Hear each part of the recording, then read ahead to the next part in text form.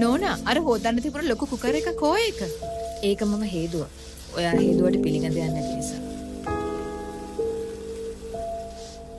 නෝනා ආ අර කොස්සකෝ ඒක මම අයින් කරා. මේකෙන් කරන්න.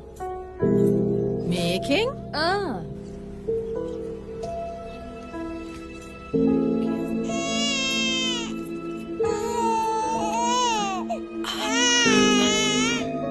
එයාව තියන්න. නෝනා අතේ තියාගෙන නලවද්දිනේ බේබි නිදාගන්නේ. මම කරන්නම්.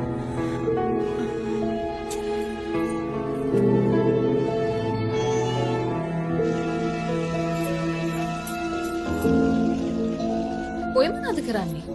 රෙදි හොදන්න බාල්දියට වතුර පිරෙව්වා. බාල්දිය අයින් කරලා රෙදි ටික වොෂින් මැෂින් එකට දාන්න. ඒත් නෝනා මම කියන්නේ මැෂින් එකේ හේතුවම කුණු යන්නේ නැහැ කියලා. ඒ වුණාට මම දැන් කියන එක අහන්න. මැෂින් එක මලකට ගාලා විසි කරන්න ඕන.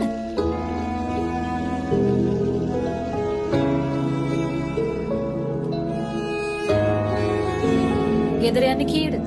දැන් යන්න හැදුවේ නෝනා. අහන්න. මේ පළතුරු ටිකත් කුණු වෙන්න කලින් ගෙනියන්න.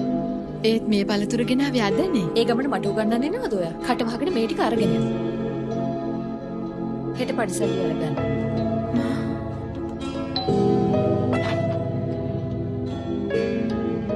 මොනවද ඕන? මට මැඩම් තමයි එන්න කිව්වේ. ආ එන්න.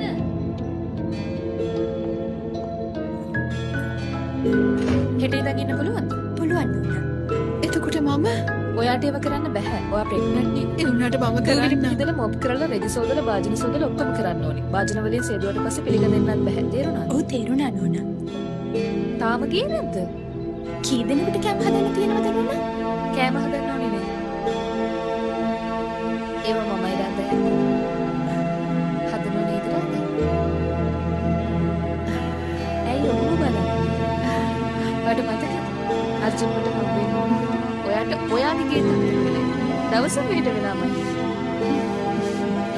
ඔයා මංගලේ මොනවද කරන්නේ? මටත් අදකීමක් තියෙනව නේද?